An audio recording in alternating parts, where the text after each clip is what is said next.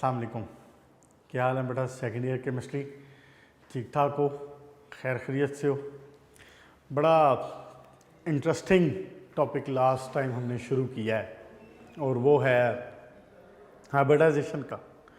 Actually hybridisation ना बड़ी इस लिहाज से कमाल की चीज़ है कि एक एटम जो आपको विजुअली शक्ल से अपनी कॉन्फ़िगरेशन से ये लग रहा है कि ये 2 बॉन्ड बनाएगा, लेकिन वो बॉन्ड 4 बना रहा है कि नहीं बात?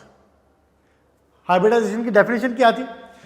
The process in which orbitals of different shape and different energy intermix together, combine together to give rise to the orbitals of same shape and same energy. यही बात हुई थी ना। एस की एनर्जी कम, पी की एनर्जी ज्यादा है। एस और पी कंबाइन करते हैं, they come at the same energy level. S की एनर्जी कम थी, एस ने अपनी एनर्जी थोड़ी सी बढ़ाई, पी ने अपनी एनर्जी कम की, तो वह सेम एनर्जी लेवल पे आ गए। ऐसे ही हुआ। इसी तरह अब हम शेप की बात करेंगे। बाद में अभी ये उस दिन डेफिनेशन की बात हो गई थी, ग्राउंड स्टेट की, उसकी कॉन्फ़िगरेशन की बात हो गई थी, कार्बन की ग्राउंड से इलेक्ट्रॉनिक कॉन्फ़िगरेशन हो गई थी। फिर उसके बाद मैंने आपको इस तरह की शेप बना के बताया था कि ये जनाबे अली आपकी ग्राउंड स्टेट कॉन्फ़िगरेशन है। याद आ गया? ऐसे उम्मीद है, मुझे पता है आपने याद इसको 2px 2py और 2pz आपने याद यकीनन किया होगा। 1s 2s। क्लियर होगी जी बात?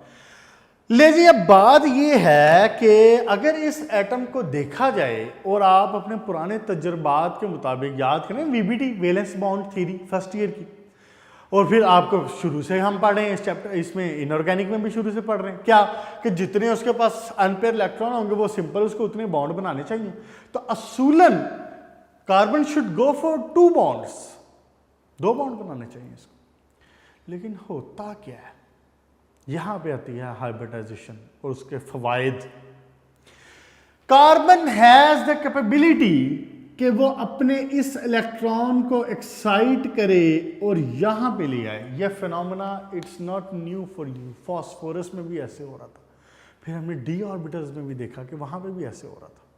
वही काम हो रहा है। क्या ये जो अनपेयर इलेक्ट्रॉन थे, इसने इसको करवाया जंप एक इलेक्ट्रॉन को और यहां पे ले आया। इसलिए मैं इसको बोल रहा हूं कि ये क्या है? ये एक्साइटेड स्टेट कॉन्फ़िगरेशन है। और एक्साइटेड स्टेट कॉन्फ़िगरेशन में हो क्या रहा है? 1s के ऊपर no effect, 2s will have single electron, एक इलेक्ट्रॉन रहेगा ना। 2px 2py और 2pz। अब सिनेरियो क्या होना है? पहले यहां पे कितने इलेक्ट्रॉन थे? ये तो पुराने वाले इलेक्ट्रॉन है, ये वाला पुराने। अब यहां से 2 इलेक्ट्रॉन्स ने थे, अनपेयर हुए, एक ने इलेक्ट्रॉन जंप किया, एक इलेक्ट्रॉन ने जंप किया और वो तशरीफ लाया इधर। इस वजह से क्या हुआ? ये इलेक्ट्रॉन भी सिंगल हो गया, ये भी सिंगल हो गया। Now we have got 4 electrons. Now carbon can go for 4 electrons bonding for, we can say that 4 bonds. ये रीज़न है जिसकी वजह से कार्बन मेक्स 4 बॉन्ड। अगर कोई शॉर्ट क्वेश्चन में पूछ लेता है why carbon makes 4 bond, carbon 4 bond क्यों बना रहा है? हालांकि उसके पास जो इलेक्ट्रॉनिक कॉन्फ़िगरेशन के लिहाज से नजर आ रहा है वो तो हमें नजर आ रहा है कि it should go for 2 bonds. हमें ये पता चल रहा है कि ये इस इलेक्ट्रॉन पेयर को जो कि पेयर्ड अप था, इसको अनपेयर करवा रहा है, इसको एक इलेक्ट्रॉन को जंप करवा रहा है, यहां पे ला रहा है। 2p भी हाफ फिल हो गया, जो 2s था ये 2s है, ये 2px 2py और 2pz। तीनों में जनाब चारों में एक एक इलेक्ट्रॉन। अब कार्बन 4 बॉन्ड बना सकता है। और ये हुआ क्यों है? क्योंकि यहां से एक इलेक्ट्रॉन जंप करवाया, एक्साइट करवाया। दैट्स व्हाई वी से इट एक्साइटेड स्टेट कॉन्फ़िगरेशन। अब यहां एक सवाल पैदा होता है, किसी चीज को एक्साइट करवाने के लिए तो वी नीड एनर्जी। एनर्जी कहां से आती है? इसका जवाब है पेज नंबर 129 का सेकंड थर्ड पैराग्राफ कि कार्बन को मुसीबत क्या है कि वो एक्साइट करवा रहा है इलेक्ट्रॉन्स को। ये बात भी कह सकता है, ये भी कह सकता है कि एनर्जी कहां से आती है फॉर दिस एक्साइटेशन। होता क्या है, इसको हम कैसे डिफाइन करते हैं कि पहले कार्बन 2 बॉन्ड ही बनाता है। शुरू में पहले कार्बन 2 बॉन्ड ही बनाता है। बॉन्ड बनने से क्या होता है, why do atoms make bond to become stable. What is the stability in chemistry, ये बातें मैंने बड़ी बार दोहराई हुई हैं।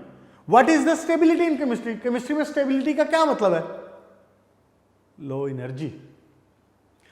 जैसे ही कार्बन 2 अवेलेबल इलेक्ट्रॉन, किसकी बात होगी पहले, 2 अवेलेबल इलेक्ट्रॉन तो है ना, 2 बॉन्ड जैसे ही बनाता है ना, कोवलेंट बॉन्ड बनाता है, जैसे ही ये बॉन्ड बनाता है तो it release some energy.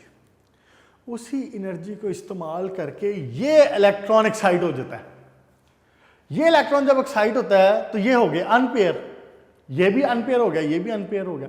Now carbon can make 4 bonds, पहले 2 थे, 2 उसने बनाए, उससे एनर्जी रिलीज हुई, उसी एनर्जी को इस्तेमाल करके इलेक्ट्रॉन को एक्साइट करवाया। Now it got 4 unpair electrons, 4 unpair electron. और जब ये 4 बॉन्ड बनाता है तो इट रिलीजेस मोर एनर्जी। बात को अब ध्यान दें जरा इधर, जब ये 4 बॉन्ड बनाता है तो इट रिलीजेस मोर एनर्जी। कुछ एनर्जी इसने 2 बॉन्ड बनाने के बाद रिलीज की, लेकिन जब इसने 4 बॉन्ड बनाए तो इसने ज्यादा एनर्जी, पहले से भी ज्यादा एनर्जी रिलीज की। तो फिर ज्यादा स्टेबिलिटी किस फॉर्म में होगी, जिसमें ज्यादा एनर्जी रिलीज होगी। कार्बन इसलिए 4 बॉन्ड बना रहा है क्योंकि 4 बॉन्ड बनाने की वजह से इट बिकम्स मोर स्टेबल। और कैसे हमें पता चला कि इट बिकम्स मोर स्टेबल, क्योंकि इसने पहले से ज्यादा एनर्जी लूज की। और ये बातें सारी ठीक हैं, हम कोई हवाओं में बात नहीं कर रहे। आप देख लें, कार्बन इसीलिए इतना स्टेबल उसमें एलिमेंट है और इतने स्टेबल बॉन्ड्स बनाता है। आप डायमंड में देख लें, sp3 4 बॉन्ड सिंगल बना रहा है कार्बन टू कार्बन, और ऐसी तैसी फेर के रख देता है हर टेम्परेचर की। कितना मेल्टिंग पॉइंट टेम्परेचर आपने डिस्कस किया हुआ, पढ़ा हुआ आपने पहले, अराउंड 3400-3500 डिग्री सेंटीग्रेड। बुक्स में वेरी है, कुछ बुक्स में ये लिखा हुआ है, इंटरनेट पे जरा 3800 के करीब, 4000 के करीब भी मिलता है। बहरहाल it's a very huge amount of temperature, बड़ा हाई टेम्परेचर है ये। क्लियर होगी जी बात। ये एक शॉर्ट क्वेश्चन का जवाब भी मिल गया आपको, ठीक है। एक्साइटेड स्टेट कॉन्फ़िगरेशन के बाद मैंने आपको नेक्स्ट हेडिंग क्या बताई थी, मैंने आपको बताई थी जनाब हाइब्रिडाइजेशन। अब आप आ जाएं कि विच हाइब्रिडाइजेशन एग्जामिनर हैज आस्क्ड, उसने कौन सी कही है। मिसाल के तौर पे यहां तक तो बात हर एक में सेम है, अब बात जरा जेन में रख लेंगे आप। यहां तक एक्साइटेड स्टेट तक बात, चाहे sp3 पूछे, चाहे sp2 पूछे, चाहे sp पूछे, गौर से कान खोल के बात सुन लें, यहां तक बात सेम है। इससे ऑनवर्ड बात मुख्तलिफ होगी। अब क्लियर, अगर sp3 पूछेगा तो बात और होगी, sp2 होगी तो बात और होगी, sp होगी तो बात और होगी। क्लियर जी, ओके। अगली हेडिंग क्या अब हमारी, हाइब्रिडाइजेशन। अच्छा, एक इस तरह से छोटा सा कॉलम बना लूं ऐसे, मैंने आपको कहा था कि तीनों मैंने आमने सामने रख के बात कर देनी है, तैयार हो जाए जरा। sp3 sp2 कंपैरिजन यूं होगा ना, आसानी हो जाएगी। sp एक्साइटेड स्टेट तक बात हो गई थी। अब अगली बात की डेफिनेशन सुने, हाइब्रिडाइजेशन। अगर उसने आपसे पूछा है कि sp3 के उसकी बताएं हाइब्रिडाइजेशन, तो आप कहेंगे intermixing या the process in which intermixing of 1s and 3p orbitals, इसको 3 ऐसे लिख लें या 3 यूं लिख लें, समझ आ जाएगी ज्यादा। एक S और 3P मिले तो sp3, लॉजिकल है ना। एक S और 3p, sp3। अच्छा, अगर एक s और 2p मिले तो sp2। अच्छा, अगर एक s और एक p मिले तो sp। मुश्किल है आपको इसमें। एक s और 3p intermixing of 1s and 3p orbital, तो यहां पे क्या लिखूं? Intermixing of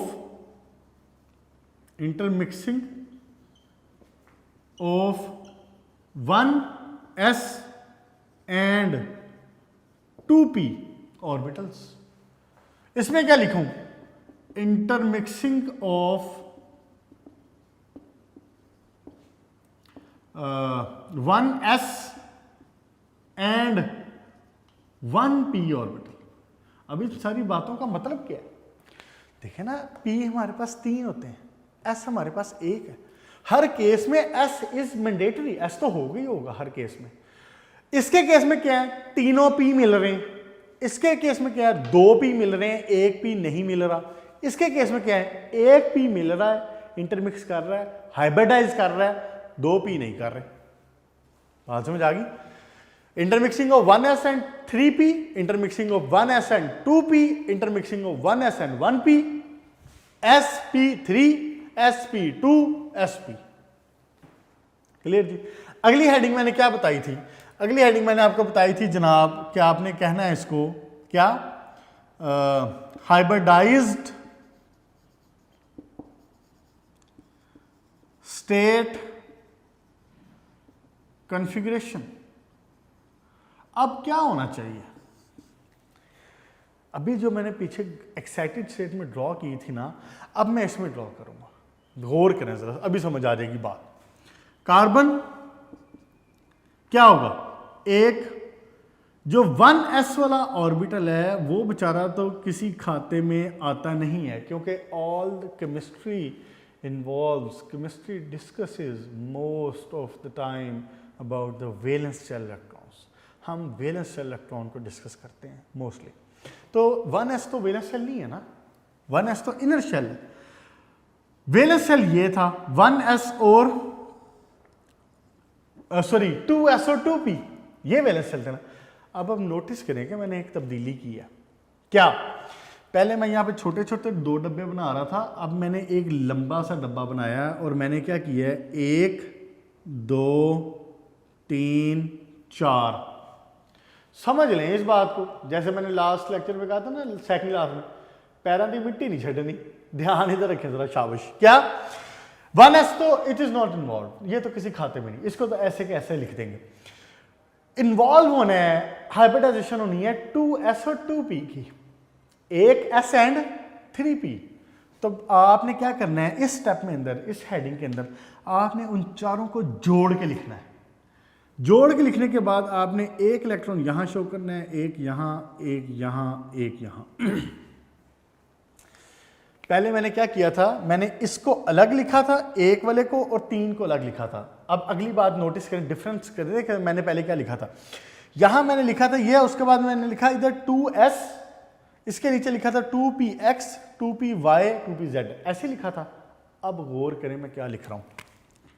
sp3, sp3, sp3, sp3। समझ आ गई होगी आपको। ऐसा मैंने क्यों लिखा है? क्योंकि डेफिनेशन ऑफ हाइब्रिडाइजेशन क्या थी कि intermixing of energy orbitals having different shape and different energy, when they combine तो they give same shape and same energy orbitals. We got orbitals of same shape and same energy. Shapes की भी बात करें, फिलहाल energy की देख लें। हमने यहाँ पे जब हाइब्रिडाइजेशन हुई तो हमें सेम शेप और सेम एनर्जी के ऑर्बिटल्स मिल गए। तो अब हम ये नहीं कह सकते, अब गौर करें जरा बात को, क्या कहने लगूं। अब हम ये नहीं कह सकते कि भाई साहब ये S है, ये P है, ये P है, ये PX है, ये PY है, ये PZ। नहीं, अब सारे sp3 हैं। अब सबके नाम sp3। लास्ट टाइम वाली एग्जांपल याद है? अब सबको 2-2 मिल गया। अब ये डिफरेंशिएट रखने की जरूरत नहीं है कि बड़ा कौन सा था, छोटा कौन सा था, दरमियाना कौन सा था। अब्बा जी ने सबको 2-2 दे दिया। क्लियर जी? sp3, sp3, sp3, sp3। अगर मैं बात करूं sp2 की तो मुझे क्या करना चाहिए, लॉजिकली बता दें ज़रा। C6 1s तो मैंने आपको बताया कि किसी खाते में नहीं, ये बेचारा तो ऐसे कैसे ही आ जाएगा। sp2 मीन्स इंटरमिक्स कौन कौन होगा, 1s और 2p, एक p नहीं हो पाएगा, एक p इंटरमिक्स नहीं करेगा। हम कह सकते हैं कि 1p विल रिमेन अनहाइब्रिडाइज्ड। अब डायग्राम पर जरा ध्यान करें, क्या बनाने लगा हूं, 1 2 3 और एक ये नमूना सा अलग। हुआ क्या, अगर मैंने sp3 यहां लिखा है तो अब मैं इनके नाम क्या रखूं, इनके नाम आएंगे sp2 एक तो पीछे बच गया। अब intermixing of 1s and 2p orbital, तो एक p बच गया ना, वो ये वाला है। इसका नाम क्या, अब इसका नाम भी नहीं हम चेंज कर सकते क्योंकि इट इज अनहाइब्रिडाइज्ड, हाइब्रिडाइजेशन में उसने हिस्सा नहीं लिया, तो हम लिख देंगे 2pz। बेसिकली अब मैं समझाने के लिए बात कह सकता हूं कि 2s 2px और 2py ऑर्बिटल्स ने हाइब्रिडाइजेशन की, 2pz वाला जो है वो सिंपल ऐसे ही बैठा रहा। मेरा ख्याल है अब आप sp का खुद बता सकते हैं क्या होना चाहिए sp का। C6 में 1s ऐसा मौजूद रहेगा, कोई ताल्लुक नहीं है। अब मैं यहां पे क्या बनाऊं, अब मैं यहां पे 2 बनाऊंगा, एक इलेक्ट्रॉन एक इलेक्ट्रॉन। अच्छा बेटा यहां पे मैंने इलेक्ट्रॉन नहीं लिखे, इलेक्ट्रॉन यहां पे वही है, ठीक है, इलेक्ट्रॉन यहां पे वही है, सिर्फ मिक्सिंग का डिफरेंस है। अच्छा अब यहां पे क्या होना चाहिए, अब यहां पे 2p वेले बैठे हैं, वेले नखट्टू, काम के ना काज के, दुश्मन अनाज के। Intermixing of 1s and 1p, तो अब इसका नाम तो 1s है, ये तो हिस्सा नहीं ले रहा, तो 1s और 2p आपस में मिले। अब इनके नाम क्या रखूं, इनके नाम अब होंगे sp, तो बचे कौन, 2py बच गया और 2pz बच गया, 2px और s मिल गए और उन्होंने s और p बना दिया। कोई मुश्किल है इसमें, ऑल ओकेज, क्लियर है जी। अब आते हैं ज़रा एनर्जी, ये तो एनर्जीज की बात हुई था, अब ज़रा शेप को डिस्कस करते हैं। थोड़ा सा मुझे रेज करना पड़ेगा, तो आप लोगों ने अंडरस्टैंड करना है, क्योंकि मैं चाह रहा हूँ कि इसी बात को ना यहाँ पे क्लियर किया जाए। अब यहाँ तक क्लियर है ना सारी बात, इसको अच्छी तरह से नोट कर लें, वीडियो को चाहे पॉज कर लें यहाँ पे और उस बात को ना अच्छा सा क्लियर कर लें। पहले डायग्राम के, मैंने डायग्राम्स इसकी कैसे एक्सप्लेन किए और क्या चीज़ बनाई, ये बात मैं दोबारा बता दूं कि अगर पेपर में वो एक पूछता है सिर्फ sp3 या sp2 या sp पूछता है, तो आपने सिर्फ उसी को डिस्कस करना है जो पूछता है, बाकी को नहीं डिस्कस करना। मैं ऐसा क्यों बना के दिखा रहा हूं, अपनी वही पुरानी रीज़न की वजह से कि मैं जब आपको कंपैरिजन में बताऊंगा डिफरेंस क्या है, तो it will be helpful for you. अच्छा देखें अब जी शेप्स की बात, 1 मिनट में ये भी क्लियर हो जाना है, पैरों की मिट्टी नहीं छड़नी। देखें जरा, ये क्या जनाब, ये किसकी शेप है, स्फेरिकल, एस की शेप है। ये है जनाब पी की शेप, 2px कह दूं इसको, x एक्सिस, ये x एक्सिस है, ये y एक्सिस है और यहां करके होगा z एक्सिस। ऐसे ही होता है ना, बुक में उसने z यहां लिख दिया, y यहां लिख दिया, इससे कोई मसला तो नहीं। अच्छा जी दूसरा, तीसरा बनाऊं, ये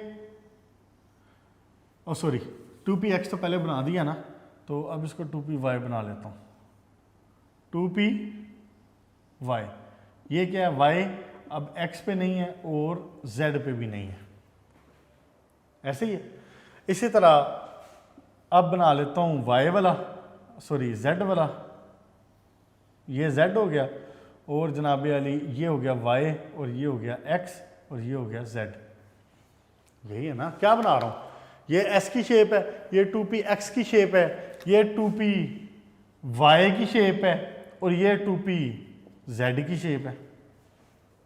डिफरेंस तो कुछ भी नहीं है ना, ये भी डंबल है, ये भी डंबल है, ये भी डंबल है, सिर्फ फर्क क्या है, ये इसका वो डायमेंशन का फर्क है, ये एक्स एक्सिस पे है, वो वाई एक्सिस पे है, जेड एक्सिस पे।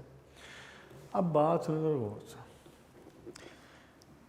चाहे एक एस और एक पी मिले, चाहे एक एस और तीन पी मिले, क्या मैंने कहा है, जितने मर्जी ऑर्बिटल्स आपस में मिलें, पी तीनों मिल जाएं या पी एक मिले या पी दो मिले, हमारे पास जो रिजल्ट आना है इनका, हमारे पास जो स्फेरिकल एस इधर बना देता हूं, हमारे पास जो रिजल्ट आना है वो कुछ इस तरह की शेप होगी। ये देखें, छोटे होते ऐसे मछलियां बनाते होते थे आपके, नहीं, हम तो बनाते होते थे ऐसे, कुछ इस तरह की शेप होगी इसकी। क्या होगा, इनके इंटरमिक्सिंग से एक लोब, इसको लोब बोलते हैं, एक लोब छोटा हो जाएगा और एक लोब इनलार्ज हो जाएगा। बात समझ आ गई? बात मेरी दोबारा कान खोल कर सुनना। चाहे एस और पी जितने मर्जी मिल रहे हो, शेप क्या मिलेगी इनके नतीजे में, you will get this shape, you will get this shape. अब अगली बात सुनो, अगर एक एस और दो पी मिले, एक एस और एक पी मिला, मिसाल के तौर पे एक एस और एक पी, टोटल कितने हो गए, 1s और 1p, एक एस और एक पी, टोटल कितने हो गए, 2, you will get 2 shapes like this. ये हो गया जनाब sp। शेप में डिफरेंस नहीं आना, ऑर्बिटल की शेप यही रहेगी, एक लोब छोटा हो जाएगा, एक लोब बड़ा हो जाएगा, लेकिन एक एस और एक पी मिले हैं ना, ऐसा तो नहीं हो सकता कि वो रिजल्टेंट कम हो जाए, जितने ऑर्बिटल मिले हैं उतने ही ऑर्बिटल यू विल गेट। ये बात ज़हन में रख लें। मिक्स हो जाने का मतलब ये नहीं कि वो आपने उसको आटे का पेड़ा उठा के, 2 पेड़े उठा के मिला दिए हैं तो वो एक पेड़ा बन गया, ऐसा नहीं होना। जितने आपको ऑर्बिटल मिक्स किए हैं उतने ही मिलने हैं। आपने 2 ऑर्बिटल मिक्स किए हैं, एक एस और एक पी, टोटल 2 हो गए, तो you will get 2 orbitals of this shape. अगर आपने 3 मिक्स किए हो, यानी कि sp2 हो, तो you will get 3 orbitals of this shape. बस सिंपल। sp3 का फिर मुझे आप बता दें। अगर sp3 हो तो क्या होगा, आपको इसी शेप के कितने मिलेंगे, 4, 2, 3, 4। Clear? Same shape, same energy, कोई डिफरेंस है? sp3 में चारों की एनर्जी शेप सेम, sp में दोनों की एनर्जी शेप सेम, sp2 में दोनों की शेप सेम, तीनों की, और एनर्जी की बात पहले मैंने साबित कर दी आपको। क्लियर होगी जी बात? Same shape same energy, same shape same energy. अगली बात सुने आप, ध्यान इधर रखना है, ध्यान इधर रखना, फुल बटा फुल, ना इधर उधर देखना है और ना ही इधर उधर सोचना है। अब अगली बात देखें, अगर हो जनाब sp3, sp और sp2, मैंने इसकी जो डायरेक्शन क्या उसको बोलते हैं तरतीब है वो खुद ख़राब की है, अब आपको याद होना चाहिए, ये चीज़ आप याद रखें, समझें इसको। अच्छा जी, अब क्या होना है, इसमें कितने ऑर्बिटल मिले सेम शेप और सेम एनर्जी के, 4। तो 4 ऑर्बिटल जब अपने आप को अरेंज करते हैं ना, मैक्सिमम रिपल्शन भी तो बर्दाश्त करनी है ना, you will get this shape, tetrahedral, you will get this shape. This is the most stable shape for 4 orbitals. 4 orbitals अगर हों किसी जगह पे और वो कंबाइन कर रहे हों, अपने आप को अरेंज करना चाह रहे हों in the form of some geometry, this is the most stable shape. यह शेप ऐसी है जिसमें they are at the maximum distance. आपको पता है ना इलेक्ट्रॉन मैक्सिमम डिस्टेंस पे रहना चाहते हैं, तो ये शेप है जिसमें electrons are at the maximum distance. sp3 hybridization, ये रीजन है जिसकी वजह से sp3 hybridization comes in tetrahedral shape. मैंने किया कुछ भी नहीं है, अब गौर फरमा लें जरा, सॉरी गौर फरमा लें जरा अब कि मैंने किया क्या है। कुछ भी नहीं किया मैंने। ये देखो, ये 4 ऑर्बिटल थे, smaller lobe larger lobe, smaller lobe larger lobe, तो चारों ऑर्बिटल्स ने आपस में अरेंज किया खुद को। ये इसका लार्जर लोब, ये इसका स्मॉलर लोब, ध्यान इधर रखें जरा, ये इसका लार्जर लोब, ये इसका स्मॉलर लोब, ये लार्जर लोब, ये स्मॉलर लोब, ये लार्जर लोब, ये स्मॉलर लोब। कोई मसला है इसमें? Now what we do for the sake of simplicity, ये रश पड़ गया ना यहाँ पे, काइंड ऑफ रश पड़ गया, तो just for the sake of simplicity we draw it like that.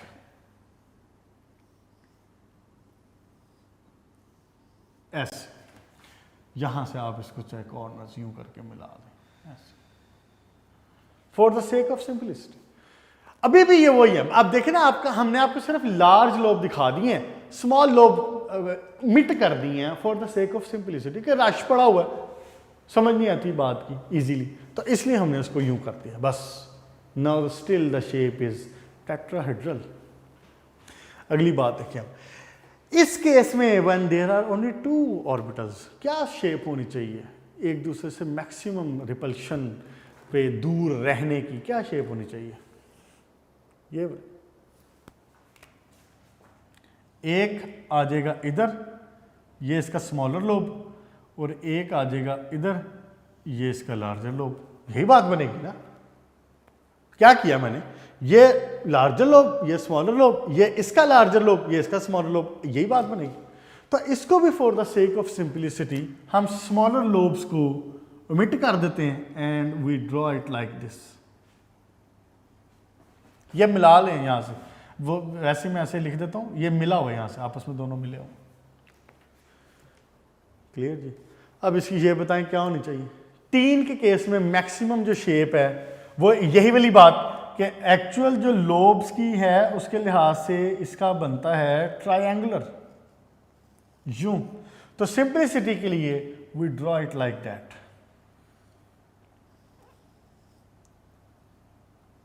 Now this is the shape which is having maximum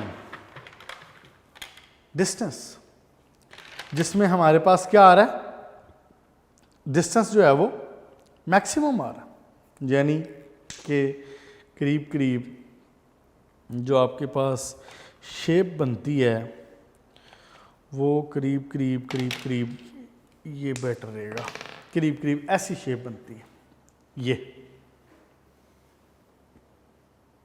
triangle, ये ट्रायंगल, इसलिए इसको बोलते हैं ट्रायंगुलर। इसकी शेप ये क्या है, इसको तो बनाने की जरूरत ही नहीं, ये तो सिंपल है, सीधा एक इधर और एक इधर। और सबसे ऊपर वाला भाई साहब ये ऐसे, एक ऊपर, एक ये, एक इधर और एक ये वाला पीछे, ये जो टच हो रहा है ना बोर्ड के साथ, ये नीचे वाला शो हो रहा है। ट्रायंगुलर, लीनियर, इसको बोलते हैं लीनियर, और ट्राइगोनल। क्लियर हो गया बच्चों बात? मुझे उम्मीद है कि क्लियर हो चुकी होगी सारी बात। अगर मिसाल के तौर पे खुदा न खास्ता कोई बात उसमें रह जाती है तो ऑब्वियसली कॉल कर लें, पूछ लें, कोई मसला नहीं। इसमें एंगल बताएं जरा। अब देखें, मैंने बात की थी ज्योमेट्री की, अब मैंने ये सारा आपने ड्रॉ करना है। हाँ जी, ये मैंने एम नहीं ड्रॉ किया, ये सारा ड्रॉ करना है। हाँ, ड्रॉ करने का तरीकाकार वो रख लें जो बुक पे लिखा हुआ है, ठीक है, तरतीब वो रख लें। मैंने तो समझाने के लिए इस तरह से उसके ग्रुप्स बना दिए ना, तो आप ये कर दें जो बुक पे लिखा हुआ है, इस तरीके से ड्रॉ कर दें। अच्छा जी, ज्योमेट्री के बाद मैंने किस चीज़ की बात की थी? एंगल की। एंगल आपको पता है पहले ही सारे। In the case of tetrahedral, we have the angle of 109.5 degree. In the case of linear, we have the angle of 180 degree. In the case of trigonal, we have the angle of 120 degree. 109.5, ये तो सीधा सीधा हो गया linear, और ये हो गया ट्राइगोनल। ये एंगल है, ये वाला एंगल 120। क्लियर होगी जी बात? चलें, आज के लिए इसको इतना रख लें। बात वैसे यहाँ पे टॉपिक आप समझ लें कि मुकम्मल हो चुका हुआ, सिर्फ कुछ एक बात मैं उसके ऊपर एग्जाम्पल के ऊपर डिस्कस करूँगा, और उसके पास नंबर ऑफ बॉन्ड्स के ऊपर बात हो जाएगी थोड़ी सी, बस इतने से काम होगा इसमें। आपने अब इसको क्या करना है, ये बात मैं दोबारा एक बार दोहरा दूं, किसी किस्म की कन्फ्यूजन ना रहे, ताकि अगर जो पेपर में वो पूछ रहा है आपने सिर्फ उसी को डिस्कस करना है। अगर उसने मिसाल के तौर पर पूछा है what is hybridization, explain sp3, what is hybridization, explain sp2, तो फिर आप सिर्फ उसी की बात करेंगे, उसी की डिटेल्स बताएंगे। शुरू में मैंने बता दिया आपको कि एक्साइटेड स्टेट तक सबके लिए कॉमन है, चाहे sp3 हो, चाहे sp2 हो, चाहे sp हो, एक्साइटेड स्टेट तक आपकी हेडिंग्स पॉइंट्स वही रहेंगे। उसके बाद हाइब्रिडाइज स्टेट की जब आप डेफिनेशन की बात करेंगे ना, फिर आप डिफ्रेंशिएट कर लेंगे। फिर अगर उसने sp3 पूछा, फिर sp3 डिस्कस कर दें। 1s 3p sp3, 1s 2p sp2, 1s 1p sp। Clear जी? उसके बाद एनर्जीज का भी मैंने आपको बता दिया, सेम एनर्जी कैसे शो करनी है। उसके बाद आपने ये स्टेप भी शो कर देना जिसमें आपने शेप्स बतानी है। शेप्स बता देने के बाद आपने ये बताना है कि जनाब ये इंटरमिक्स हो, जैसे मैंने सर्कल बना के, वो बना के दायरा उसका बना के, और वो लिखा था ना जो बुक नंबर पे पेज नंबर 128 129 ये लिखा हुआ सारा, ठीक, डायग्राम बनी, तो उस तरह से आपने शो कर देना कि जी 1s मिला, 2p मिले, ये शेप बन गई। तो यही शेप आपस में जब अपने आप को अरेंज करेगी, then you will discuss is under the heading of geometry. ये ज्योमेट्री आ गई। ज्योमेट्री के बाद ये इसकी ज्योमेट्री, ये इसकी, ये इसकी। उसके बाद आपने एंगल की बात करनी है, 109.5, 180, 120। तरतीब से चलेंगे तो 109.5, 120, 180, लेकिन मैंने इसको खुद ही शफल किया है ताकि कन्फ्यूजन से निकलो। ठीक हो गया जी? नेक्स्ट लेक्चर में इंशाल्लाह ताला थोड़ा सा एग्जाम्पल इसका डिस्कस कर लेंगे। अभी तक मैंने एग्जाम्पल की बात नहीं की है, एग्जाम्पल डिस्कस करेंगे और नंबर ऑफ बॉन्ड्स वाली बात डिस्कस करेंगे। मुझे इजाज़त दें, अच्छे तरीके से इसको याद कर लें। One of the most important question है। अपना ख्याल रखिएगा। गुड लक, अल्लाह हाफ़िज़।